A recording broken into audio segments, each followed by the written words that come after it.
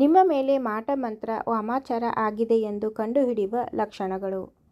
ದುಷ್ಟಶಕ್ತಿ ಪ್ರಯೋಗ, ವಾಮಾಚಾರ ಪ್ರಯೋಗ ಇವೆಲ್ಲವನ್ನು ನಂಬುವವರು ಹೆಚ್ಚು.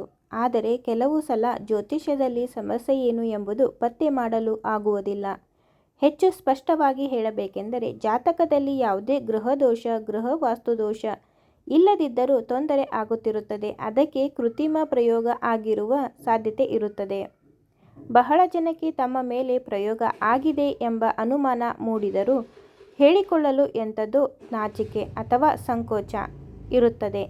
ಆದ್ದರಿಂದ ಈ ಲೇಖನದಲ್ಲಿ ಕೆಲವು ಲಕ್ಷಣಗಳನ್ನು ತಿಳಿಸಲಾಗುವುದು.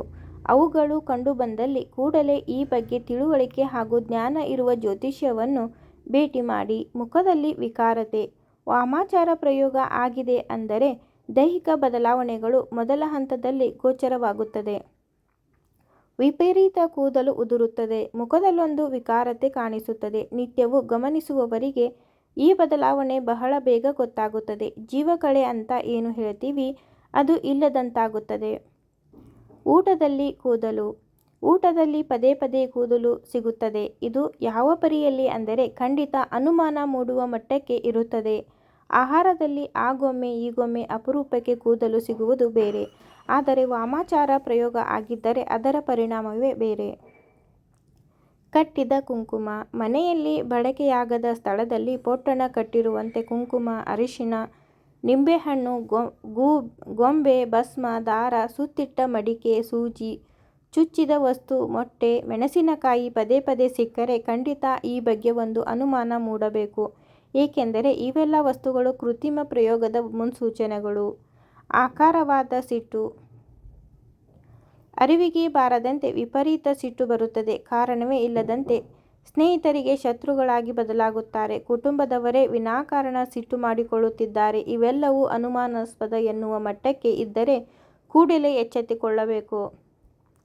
ಗುರುತಿಸಲು ಅಸಾಧ್ಯವಾಗದಂಥ ಸಮಸ್ಯೆ, ವ್ಯಾಪಾರವೂ ವ್ಯವಹಾರವೂ ದಿಢೀರ್ ಆಗಿ ಮೇಲಿಂದ ಮೇಲೆ ನಷ್ಟ ಕಾಣತೊಡಗಿದರೆ, ಕೈಗೊಂಡಬೇಕಾದ ವ್ಯವಹಾರಗಳೆಲ್ಲ ಕಾರಣವೇ ಇಲ್ಲದೆ ಕೈ ಕಚ್ಚಿದರೆ, ಗುರುತಿಸಲು ಸಾಧ್ಯವೇ ಆಗದಂತೆ ಸಮಸ್ಯೆ ಸೃಷ್ಟಿಯಾಗಿ ಜಾತಕದಲ್ಲಿ ಯಾವ ತೊಂದರೆಯೂ ಇಲ್ಲ ಎಂದು ಖಾತ್ರಿಯಾಯಿತು ಅಂದರೆ ಕೃತ್ರಿಮ ಪ್ರಯೋಗದ ಅನುಮಾನ ಮೂಡುತ್ತದೆ. ಕೆಟ್ಟ ಕನಸುಗಳು ಬೀಳುತ್ತಿದ್ದರೆ, ತೀರಾ ಕೆಟ್ಟ ಕನಸುಗಳು ಬೀಳುತ್ತಿದ್ದರೆ, ಅದರಲ್ಲೂ ಯಾರೋ ಎದೆಯ ಮೇಲೆ ಕತ್ತು ಹಿಸುಕಿದಂಥ ಅನುಭವ ಆಗುತ್ತಿದ್ದರೆ, ಅಂದರೆ ಪದೇ ಪದೇ ಈ ರೀತಿ ಕೆಟ್ಟ ಕನಸುಗಳು ಬೀಳುವಾಗ ಎಚ್ಚರ ಆಗಲೇಬೇಕು.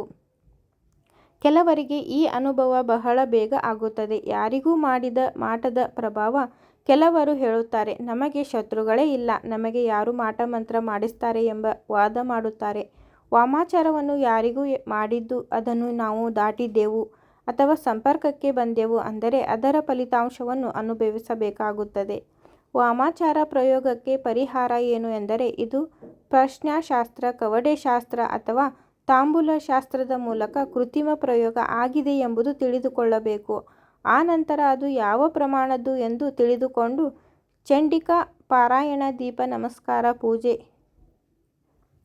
ಕೇರಳೀಯ ತಂತ್ರ, ಹೋಮದ ಮೂಲಕ ಆಕರ್ಷಣ, ಉಚ್ಚಾಟನ, ಸುದರ್ಶನ ಹೋಮ, ಅಘೋರ ಆರಾಧನೆ ಹೀಗೆ ನಾನಾ ಬಗೆಯ ಪರಿಹಾರ ಮಾಡಬೇಕಾಗುತ್ತದೆ. ಶಾಶ್ವತ ಪರಿಹಾರವಾಗಿ ರಕ್ಷಾ ಹೋಮವನ್ನು ಮಾಡಬೇಕಾಗುತ್ತದೆ.